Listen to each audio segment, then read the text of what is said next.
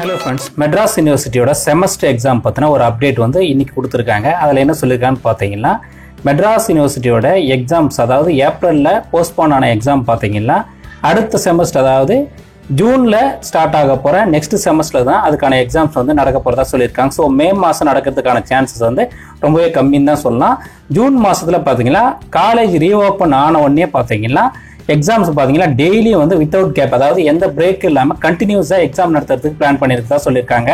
கூடுதலா பாத்தீங்கன்னா suppose in case அதுவும் முடியலன்னா டே அப்புறம் ஆஃப்டர்நூன் ரெண்டு செஷனுமே வந்து நடக்கிறதுக்கு வாய்ப்புகள் இருக்குதா சொல்லியிருக்காங்க. இந்த சிச்சுவேஷன்ல ஸ்டூடெண்ட்ஸுக்கு என்ன சொல்லியிருக்கான்னு பாத்தீங்கன்னா லீவை வந்து வேஸ்ட் பண்ணாம அவங்களோட எக்ஸாமுக்கான சிலபஸையும் வந்து பாடத்தையும் வந்து கம்ப்ளீட்டா வந்து படிச்சுட்டு ரெடியா ப்ரிப்பேரா இருக்க சொல்லியிருக்காங்க.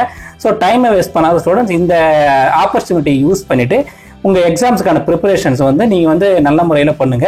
ஜூன்ல வந்து கண்டிப்பா வந்து எக்ஸாம் நடக்கிறதுக்கான சான்சஸ் இருக்கு.